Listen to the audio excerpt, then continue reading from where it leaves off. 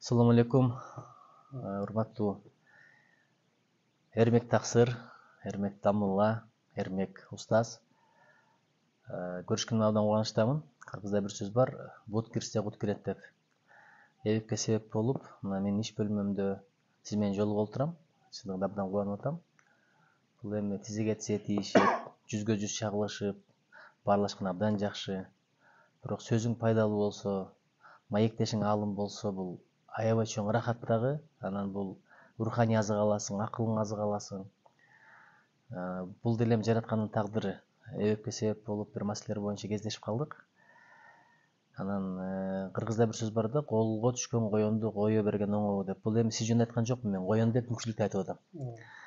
Анан биз адамды пайдалануу дегенде эле байлыгын пайдалануу, жеке маселелерди чечип алганга пайдалануу деген түшүнүп калбадыкпы? Чындап сиздин мындай илимиңиз бар, социалдык тармактардан жакшы видеолоруңуз чыгып атат. Мен дагы көрүп кээде аябай жакшы нерселерди угам, өзүм үчүн пайдаланам. Актуалдуу маселелер боюнча сүйлөйсүз. Энеге мамиле, балага мамиле, бала тарбиясы, үй бүлөдөгү мамиле, орозо мезгилинде орозо жөнүндө жакшы нерселерди айтып туруп аттыңыз. Садага жөнүндө, зекет жөнүндө, ажылык жөнүндө, илим билим жөнүндө. Анан ушу бетме бет келгенде мен сизден бир деген суранат элем. Биз деле мамлекет кызматта жүрөбүз. Депутаттык деле оңой нерсе эмес экен. Элдин жүгү, элдин аманаты. Кээде ар бир кадамыңда аң бардай, жар бардай да. Кулап кеткениң Кудай сактасын. Дайыма тилек кылам, адаштырбай Алла таалам туура жол көрсөт. Туура кеңештерди насип эт депчи. Истихара деген бар, истишара деген бар. Жараткан өзү менен кеңешесиң, жалынып жалбарып, адамдар менен кеңешесиң. Ошон үчүн ушунча келгениңизден мен бирдеке суранайын. Ушул мага, биздин командабызга, балдарды атайын чакырдым. Бир кеңештериңиз болсо, насааттарыңыз болсо айтсаңыз. Биз баарыбыз муктажбыз, ыймандашканга муктажбыз, кеңешке муктажбыз, насаатка муктажбыз. Биз пендебиз. Пенде болгондон кийин аны унутат экенбиз, муну унутат экенбиз. Кээде Алланын чексиз жакшылыктарына шүгүр айтканды унутабыз. Кээде пенделик катыларды кетирип коюп тобо кылганды унутабыз. Кээде ушу болор болбос нерсени ызы-чуу кылып наалый беребиз. Кээде бир туура эмес сезимдер келет. Кудай бетин нары кылсын. Кудай текебердиктен сактасын, менменсиздүүдөн сактасын, адашуудан сактасын. Ошого сиздин бир кеңештериңизден, насааттарыңыздан уксак деп ниет тилек кылдык эле. Бир жакшылап айтсаңыз, биз ошолорду угуп, амал кылалы. Анткени эң жакшы кулак дейт, насаат уккан кулак дейт, анан амал кылган дене дейт. Алхамдулиллах. Ассалату вассаламу аля расулилlah. Баардык мактоолор бир Кудайга. Анткени ал мактоого лайыктуу, андан башка лайыктуу зат жок. Андан кийинкиси пайгамбарыбызга салам салаваттар болсун. Анткени эң салам салаваттын жакшысы пайгамбарыбызга. Адамзаттын мырзасы, инсаният үчүн жиберилген эң жакшы үлгү өрнөк, усватул хасана деп айтылат. Баардык жакшылык негизи өзү ушундан башталат. Албетте сизден насаат сурап атышыбыз же ошо отурушубуз деле ошол пайгамбарыбыздын бир нуру, пайгамбарыбыздын бир бизге көрсөтүп кеткен жолу. Кыргызда болсо дайым так айтылып келген сөз бар. Кудайдын кулу Мухаммед үммөтүм деп айтып келген атабыз. Жада калса жаттым тынч, жаздым кенч, сүйлөгөнүм иман, тилегеним иман, сүйлөгөнүм Куран деп. Ушундайга чейин баягы кыргыздар эң жөнөкөй эле айткан экен да. Насаатка келе турган болсо, баягы комуз менен кээ бирлери болсо мындай акыйкат казалдар менен акылман адамдар келип биздин бийлик ээлерине, башчыларына бирөө көбүп баратса, бирөө чөгүп баратса, бирөө көбүп баратканын акырын түшүрүп, чөгүп баратканын көтөрүп койгон турбайбы. Бирок ошол үлгү болгон пайгамбарыбыз эң чоң бир нерсеси бар, кыска. Пайгамбарыбыз ne деген? Иман келтир, анан түз жүр деген экен. Көп адамдар ушул нерсенин акыйкатын түшүнө албай атабыз. Биринчи иман келтиргенден кийин адам күнөөдөн, өзүңүз айткандай жанагы бир мамлекет башчысы болсун, мейли көчөдөгү бир соодагер болсун, ал сөзсүз ойлонот, кандай кылышым керек, эмне кылышым керек, иман бар болсо. Ошондо эле биринчи насаат ушул иман экен да. Баардык бийлик ээсине деле, баардык мансап ээсине биринчи иман зарыл. Андан кийинкиси ошо түз жүрүш керек же болсо. Дайым айтам, адамгерчиликти унутпаш керек. Адам боюнча калса гана өзүнүн акыйкатына жетет. Бейиш бул тазалар үчүн да, неге чын келгендечи. Бул дүйнөнүн опасы дүйнө деп коет, бул дүйнөнүн акыртуу кетебиз. Бирок барган мезгил бара турган жерибиз бир эле. Ал жерде болсо адамгерчилик же болсо тазалар гана кирет экен ал жергечи. Ошо таза дегенде кандай десе, балки жебесе ичпесе эле эмес, кандай бүткүл денеси дагы, жан дүйнөсү таза болуш керек экен. Адамдын денеси таза болуп, жан дүйнөсү таза болбосо, ал болит эле болот. Ал эми эгер жан дүйнөсү таза болуп, денеси кирип боло турган болсо, аны биз дервиш деп коебуз. Бирок ал дервиштен эч качан зыян болбойт. Бул дин өзү Хикмати Диниятта айткандай, өзү аябай сонун бир сөз бар го. Баары буудай мен саман. Баары буудай мен саман деген сөздүн өзү ушунча деңгээлде ушундай түшүш керек. Устазым айтат эле, качан бир нерсе болуп калса, Эрмек, кыжаат болбо. Мөмөл бакка сөзсүз таш ыргытылат. Ошон үчүн ар бир иште таш ыргытылат. Ошону көтөрө билиш керек. Ар бир кылган амалда аркасында бир жакшы же жаман нерсе болот. Бирок ошол эгерде чынында Кудай үчүн, эл үчүн болгон болсо, ошонун сөзсүз пайдасы болот байкелер. Ошон мен насаатым ушул, Кудайдан коркуп түз жүрсөң, Кудайдан коркуп түз амал кылсак, Кудайдан коркуп анан бул дүйнөнү акыр түгү кете турган унутпасак элек, мына адамдар сөзсүз бир пайда алышат иншалла. Сиздерге дагы ушул эки ишиңиздер ийгилик болсун. Билебиз эми дин үчүн, эл үчүн, кыргыз элим үчүн көптөгөн иштер кылып атасыздар, көрүп атабыз. Биягынан болбосо, мындай кайсы жерде болсо дагы бир жакшы сөздөрдү сүйлөп атабыз. Адамдын тилинен кайсы сөз чыгып аткан болсо, ошо акыркы жүрөгүндө ушул нерсе бар экен билет да. Имам Газали рахималлаху таала ушундай деп айткан экен. Адамдын ашказанда эмне кайнап аткан болсо, оозунан ошол сөз чыгат. Ошо сен бул жерде кайнап аткан нерсе сөзсүз оозунан чыгып турат экен да. Ушундай бар экен. Ошол сенин жакшы сүйлөп, бирок бузук кылбастан, балки сүйлөп аткан иш менен, сүйлөп аткан сөз ва иш менен айкалышкан болсо, анда Кудай буйрса ийгиликте иншалла. Кандай дейсиздер? Бул нерсе ушул, акыйкат ушул. Чоң рахмат. Иман болсо, анан түз жүрсө, баягы сөзүңүз абдан мага жакты. Адам денеси, кийими таза болгону менен жан дүйнөсү кир болсо болит эле болот. Бирок жан дүйнөсү таза болуп туруп, денеси кир болсо ал дервиштелет, бирок андан зыян жок. Эми өзү менен сүкүт кылат, зикир кылат. Анча мынча элден журттан жардам сурап кайрылгандар болчу эле. Мунуңуз абдан таасир этти. Чоң рахмат. Анан азыр экөөбүз баарлашып отурганда бир сонун нерсе айттыңыз да, эртең менен мен Харун Рашид жөнүндө окудум депчи. Ушул Харун Рашид жөнүндө окуганыңыз, эртең менен окуганыңыз бул аябай жакшы сыфат. Анткени сиз элге бирдеке айтып, пайдалуу сөздөрдү айтып, ал мындай жүрөктөргө жетип, кээде ушул биздин үй бүлө мүчөлөрүбүз деле, досторубуз деле сөздөрүңүздү айтып калат, абдан жакшы айтты депчи. Бирок ошол жөн эле келбейт да, илим дайыма издеп тура турган нерсе, бөксөрүп келсе толтуруп тура турган нерсе. Ушул китеп окуганыңызга мен аябай баа бердим да. Ушул деңгээлге жеттим эле, анан мага зарылдык эле жок го, айтып эле жүрө берейин деген кулк мүнөз эмес, психология эмес, ушундай бир өзүңүздү толуктап окуп турганыңызга абдан маани бердим. Ушул китеп окуу боюнча айтып бериңизчи. Эгер жашыруун болбосо, күнүгө канча беттен окуйсуз? Же бүгүн капыстан эле окуп калдыңызбы? Ушул боюнча айтып берсеңиз аябай жакшы болот эле, анткени ушул багытта да иштеп атабыз. Жаштар менен дегендейчи, китеп оку деп көп айтып атабыз. Ошонун бир фазилетин, пайдасын дагы айтып берсеңиз жакшы болот эле. Илгери баягы эмиге сиңип калган окшойт. Китеп билим булагы, китеп билим чырагы деп. Оку деп айткан, оку жайын көп айткан деп. Кудайга жакын жүргүзгөн. Мээге сезим киргизген. Ооба. Бир өзү аябай мындай кагылып калган окшойт да. Бирок айтайын деген нерсе ошо болот да, байке. Туура мен көп убакыттарда ушул нерсе жөнүндө аябай көп айтам. Анткени өзүң амал кылган нерсени айтсаңыз таасирлүү болот. Нурду бар, өзү нуру бар. Өзү китепке аябай көңүл бурам. Чынына келгенде Кудайга шүгүр, ушул китеп окутуп койгонуна шүгүр. Апам деле баягы эң негизги себеп атам менен апам да китеп окутуп, ушунча негизи китепсиз өзү, ай сен чабан болгуң келеби, же болбосо көчөдө каласың, тракторист болосуң. Оку деп атып аны субханалла көрсө, баягы башкача стимул бериптир, бизге совет берсе, бирок азыркы мезгилде болсо сөзсүз эртең менен акыл тунук болуп турган мезгилде китеп окушту мен өзүмө адат кылып алгам. Кичине болсо дагы, такыр болбой калганда эми 100 барак деп айтам, өзүмө койгон планым да. Мындай өзү адам максатсыз, мен азыр көп убакыт айтам, максаты жок адамдардын келечеги жок да.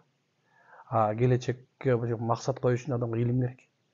Эгер адам илим болуп, бир нерсени үмүт кылып, же болбосо бир нерсеге ойлонуп, ушул нерсеге мен жетишим керек деп турбаса, анда ал адам мындай калып кала берет бир орунда. Суу деле агып турбаса сасып кетет го. Бири токтолсо. Ошол сыяктуу эле Biz дагы баягы көп убактарда изденем да. Мисалы бир адам келип сиз эле суроо берсеңиз, мисалы Кубанычы байкелерде суроо бере турган болсо, мен айтам эртең таап берейинчи муну. Анан кийин көп китептер чогултуп алам, ошол жөнүндө издейм. Анан китептер өзү бар да, өзү негизинде китепке көңүл бурбаса, адам мындай чыкпайт. Анткени акыйкат эң биринчи Куранда Икра сүрөсү жатпайбы? Икра бисми раббикаллази халак, халакал инсана мин алак. Алла Таала сону айтып атат бизгечи. Силер жараткан Аллахтын атын окугула деген сөзү бул издеңиле. Окугула китептерди. Силер туура жол табасыңар сөзсүз. Жөн эле эмес. Силердин да бир эч бир болбогон суудан жараткан Аллахтын атын окуу деп атат. Кайратчы. Сен эч нерсе эмессиң, сен изденсең табасың деген сөз да. Чын-чын келгендечи. Ошон үчүн көбүн айтам, өзүмдүкү практикам бул. Эми кээ бирде өтө мактанып кетпейин, эми такыр болбогон өтө чарчап калган мезгилде бир 30-40 парак окуганга аракет кылам. Аябай чарчап калгандачы. Анан үйдө кичинекей балдарым бар, алар деле китептер. Бир методум бар, өзүм китеп окуганчы, кээ бирөө сурайт да, кантип эле көтөрүлө жүрө бересиң депчи. Мен ар бир комнатада бирдей китебим бар да. Мисалы болсо, спальняда бир китеп турат, залда бир китеп турат, кабинетинде бир китеп турат. Эми анан кийин ошону тегереп окуп жүрөм да. Бир момент болду, алам. Ошону бир аз окуй коем. Раматылык чога ажыкем мага аябай чоң стимул, чын келгендечи. Мен ал кишинин мындай бүт сабагын окуп бүткөм да. Өтүдө толугу менен. Азыр чоң эмге кетип бардым, 2 саат жүрөм, атайын 2,5 саат жүрөм. Машина акырын айдайм. Жакшы машина, бирок ошондосу да атайын коем да болду. Ошо менен кете берем. 2,5 саат турам. Кайра келатканда атайын акырын айдайм. 2,5 чога ачкен. Мен үчүн башка адамдар анан ошо кишинин баягы китепке болгон сүйүүсү мен дабай коюп салган да. Ошончо ал киши менен көп эме болду, сапарлашты болдум, тамакташты болдум. Ошол китеп өзү ал кишини кандай десем, андай бир тамагы болчу да. Мен да өзү тамак сыяктуу көргүм келет да, китептечи. Сиздин да китептер баягы иман фондун иштеп жүргөндө чыгарган китептериңиз баары өтөнчө жакшылыктын жарчылар деген эски туяк ырчы эмелердин баарын андай сиздин азыр Японияга сапар, ушуну Японияга сапар беле унутуп калбасам атын. Ошолордун баарын мындай бир сүрө окуп бүттүм да. Ошо баягы аякта көргүм келди мындай. Бирок мен мындай YouTube'дан карагым келбейт негизичи. Бир мамлекеттичи. Мисалы ошо барып келип ошо жерде жазган кишилердин эмелери мага мындай чыгымдуураак болот да. Мисалы Индонезияда жазыптыр. Баягы көп азыр болсо окуу методдору чыгып атат. Филиппиндиктерди окутуш керек, баланы кандай окутуш керек деген китеп көп чыгып атпайбы? Бала тарбияла. Ушулардын баардыгын баягы заманбап нерсе менен окуганга аракет кылабыз да. Мен баарын айта элем, окуш керек. Көбүнчөсү бул Центральный мечит бар го. Аркы эски көбөлөдө. Ошол окуу кейжи деген бар. Ошол жерге барам дайыма. Анан Жыргалбай эке мен жакшы мал кишимен, мага дискаунт бар мага. Бир барганда негизи бир 10 000 сомго китеп сатып алам. Бир барам, бир 10 000, жумасына бир 10 000 сом китепке баратам да. Жаңы китеп чыккандар алып берем да. Анан эски бар Масхабтын бар, тиги китептер, Маңкажыдар бар, аларды алып салыштырыш үчүн сатып алам да. Что баягы эме болбош үчүнчү, адашып кетпейли депчи. Ошо көп. Азыр кайсыл китепти окудуңуз акыркы? Азыр мен эмнеге муктажмын деген китепти окуп атам. Чын. Анан негизи бул китепти мен алган себебим кандай десем, баягы өзү баягы чоң айтылыптыр. Эмесечи, кичинекей эле мындай китеп, барып атып окуп койсоң болот да. Мындай кээ бир китептер бар, мындай жутуп ийесиң. Бул китептер жутуп ийесиң, мындай барып эле жутуп койсоң болот да. Анан ошондой китептерди. Сиз жалаң эле диний китептерди окуйсузбу же?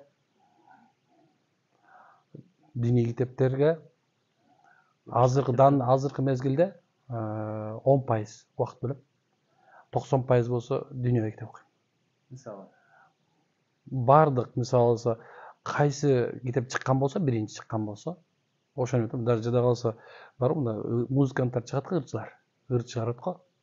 Ошондо бир сыр угуп коем да. Ошо артта калбаш үчүнчү. Анткени сол эмне үчүндүр деп атат. Ким ал? Добур дегени ким? Насип дегени ким? Алмаз дегени ким? Билип коюшат аны. Ошо баягы артта калбаш керек. азыркы заман жөнүндөчү. Заманбап эл карайларды айтпасаң? Эми Дейл Карнегини негизи көп эле китептерин окуп, негизи орусчасын окуп чыккам эле. Илгери баягы бир мезгилдерде окугам. Азыркысы болсо кыргызча жакшы которуп атышат. Мына бөлүп которуп атышат. Ийгиликке жетелөөчү аял деген китебин окуп атам азыр. Дейл Карнегин баягы аялдардын ошо күйөөлөрүнө кандай поддержка кылыш керек. Фильм мындай айтканда психология китептер экен. Биздин аялдар ошол баягы батышка көбүрөөк мынтип баратпайбы? Анан мусулмандардан алыстап баратат да. Мен азыр мындай түшүндүм, ошол батыштын көз карашы менен мусулман аялдарга эме кылгым келип атат да, жол көрсөткүм келип атат да. А Дейл Карнегин өзү баягы өмүр баянын окуп чыктым, просто жалко акырында мынтип өлүп калыптыр. Болбосо калган жагына келгенде Кудай буюрса жакшы китеп чыгып турат ошо. Өзүн Кийосакинин да китептерин «Богатый папа, бедный папа» дегенди окуп чыктым жакында. Баягы негизи бизнес коучтар бар го. Коучтар бүт менен окуп чыктым. Давлат биздин эмелерин бүт баарын окуп чыктым. Баарды келди, баарды акыр түгөл эле баягы динге келет экен. Но бирок в любом случае баягы кээ бир адашуулар да көп болгон жерлер болот экен. Мен азыр аябай маани бердим да сиздин сөзүңүзгө. Айтып атпайсызбы? Китепти күнүгө 100 беттен окуйм деп. Китепти 100 беттен окуган бул аябай маанилүү нерсе да. Анан мен аябай таң калганым, таң калганым эмес, ыраазы болгонум, сиз жалаң эле мындай диний китептерди эмес, сиз дүйнөлүк китептерди окуй турбайсызбы? Көпчүлүк ойлойт да, мына аалымдар жалаң же хадис окуйт, же Куран окуйт, башка китеп менен иши жок депчи. Ыйман фондундагы жанагы ыйман жарчылары, жакшылыктын жарчылары деп биз чыгарган Молдо Кылыч, ошол эле Абдырайым Шама, Туя Кырчы, Токтогул ата, Жеңүү Жөө, аларды окуп чыгыптырсыз. Сүйлөшүп отурганда айттыңыз, Булгаковдун Мастери Маргаритасынан бери окуганмын деп. Эгер аны окуй турган болсоңуз, демек мен азыр ишенип атам, сиз Шолоховдун Тихий Донун окугансыз, бул турган маселе. Толстойдун Война и мирин окугансыз, Анна Каренинасын окугансыз. Дагы божомол деп атам, Гогольду окусаңыз керек, бул мектеп программасында бар болчу. Анын үстүнө биздин замандарда текчилерде саналган китептер бар эле да. Азыр эми күчүлүк көбөйүп, жаңы китептер келе баштады. Жумасына 10 000 сомдук китеп алам деп атасыз. Муну менимче жаштар угуш керек да. Негизи ушул бөлбөй эле койсо болмок, эски илим, жаңы илим, дүйнө илими, дин илими деп. Кандай гана илимди казба, түбүнөн жараткандын кудуретин табасың. Укмуш сөздөр айтылат. Сөз байлыгын көбөйөт да. Мисалы Төлөгөн Касымбековдун Сың Агылышын окуганда мен бир 20-30% сөз түшүнбөй эле калгам. Алардын деңгээлин караңыз да. Ошого алымдардын китеп окуп атканы, болгондо дагы өзүнө мындай милдет коюп алып 100 беттен кем эмес окуйм дегениңиз аябай жакшы мотивация болду. Бул негизи саясатчыларга да керек. Анткени толуктап турбасаң, жаңылап турбасаң, руханий жактан өнүгүп турбасаң, эмнелерди айтасың? Өзүңдө бар нерсе сыртка чыгат да. Ошон үчүн мен сизге абдан ыраазы болдум. Ушу китеп окуу боюнча дагы бир жаштарга бир-эки насаат айтсаңыз, абдан жакшы болот эле. 100 саат деген. Мага ушул чыгат. 3-4 жыл мурун бир өзүмө бир алдым. 100 саат. Эгерде бир адам күнүнө 1 саат эле дайыма бир ишти кыла турган болсо, 100 саатта ал ошонун адиси болуп чыгат да. Ошол себептен күнүнө 1 саат китеп.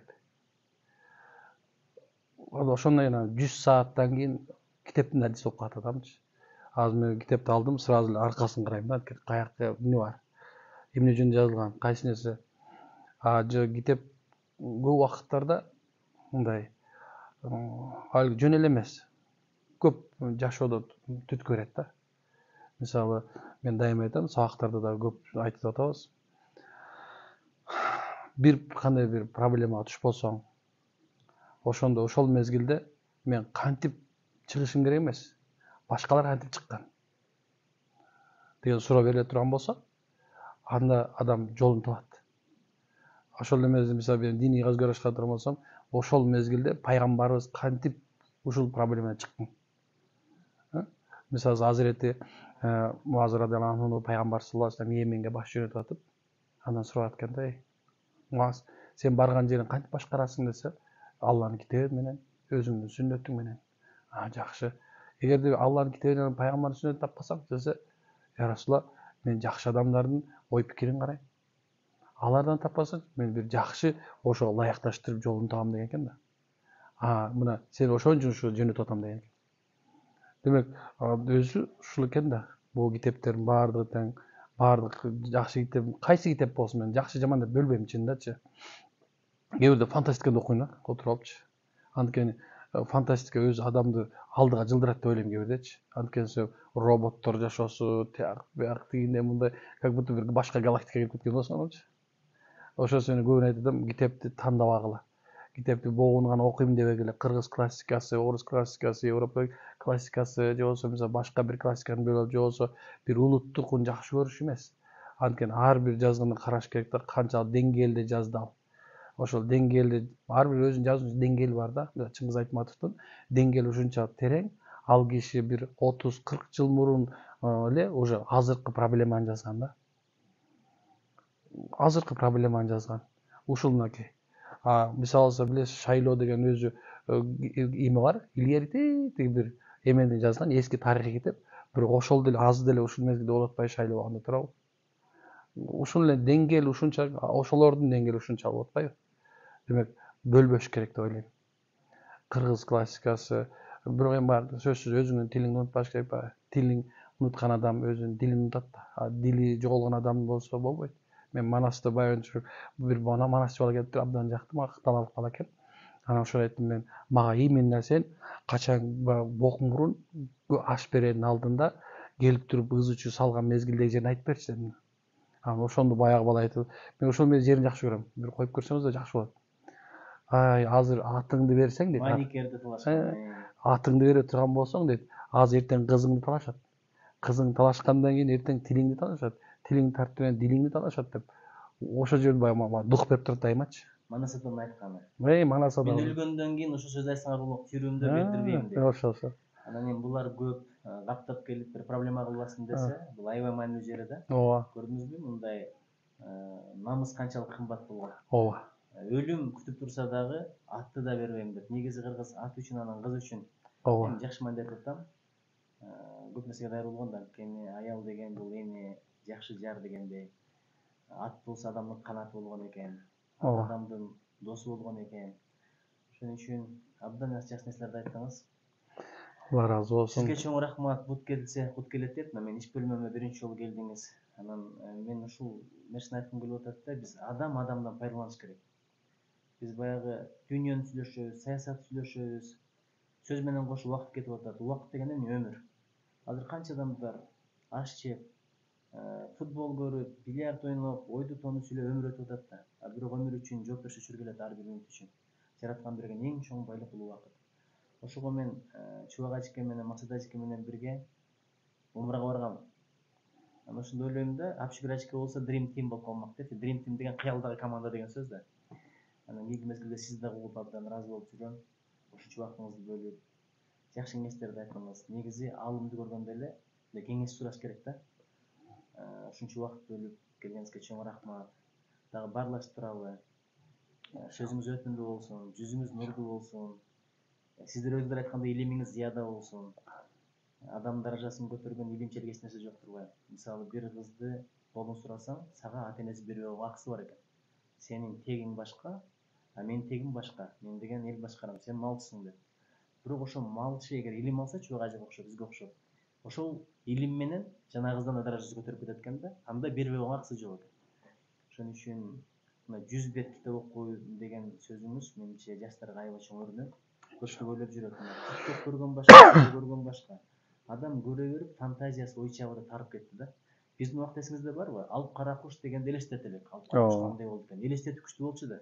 Жес кемпир жети башты желмогуз деп койсо, же ушундай ороңго келет ороңдоп, чачтарынын ичинде от чычкан сороңдоп дегендерди угуп таң калчубуз да. Азыркы балдар ойлонгусу келбейт экен. Мага видеосун көрсөт, сөзүңүздү токтот деп эле айтышат экен да. Ооба. Ошон үчүн номофобия деген бир оору чыкты. Бул телефонсуз жашоодон корккон бир оору экен. Ушул таркалды. Номофобия. Ошон үчүн сиздин ушу бүгүнкү атайын келгениңизге чоң рахмат. Баарлашканыңызга чоң рахмат. Жараткан жардам берсин баарыбызга. Рахмат, сиздерге да рахмат. Кудайым береке берсин. Так мындай ойлогон эмесмин, бирок ушундай болуп кетти. Алла каалаганчалык болду. Сиздерге да ийгилик. Да кетем деп коеюнчу. Бул Сиз баягы айтпадыңызбы, Япон керемет сырын окуп чыктым деп. Балким колуңузга тиеле китептерим ушул Эсине кайткан Роза деп. Бул болгон окуянын негизиндеги бир аңгеме. Дайым менден сурашат өзүңүз жөнүндө. Мен дайым айтам өзүм жөнүндө эмес, бирок болгон окуя. Мындай кыргыздын белдүү азамат жигиттеринин биринин тагдыры жараткан бир чоң балекеттен сактап калган, анткени акыркы мүнөттөрдө кырсык болуп болсо да бир күнөөдөн сактап калат да. Кийин өзү деле айткан, ушул көрсө мага болгон чоң жакшылык болгон экен деп. Ошо жөнүндө анан бул антыраманы Ажонун арылбас арманы, президент жөнүндө да. Өзү ойлошот ушу бийликтеги адамдар баардыгы бактылуу болсо керек деп. Бийликтин деле бийликтеги түйшүгү бар. Мисалы азыр аманат, жүк, эл өкүлү, канча адамдар келет, көп маселени чечкенге мүмкүнчүлүк жетпейт. Бирөө жардам сурап келет, бирөө акча сурап келет. Мен деле айлыкка жашаган адаммын. Ошондо дайыма тилек кылам, жараткан Аллам ушунча оор жүктү бердиң, ушуну көтөргөнгө бел кубат бер, күч кубат бер депчи. Анан ушул жерде мына президенттин деле арманы бардыгын жаздым эле. Арманы кандай эми? Атасына мындай акысын бере албай калганы чоң арман болот. Андан кийин ушу президент болгону менен өздөрүнүн жан сакчылары, эми жан сакчы деген туура эмес, эми котормосу. Телеэкран тилинде эле айтайынчы. Жан сакчы деген бир жараткан жан сактабаса башка ким сактап берет эле.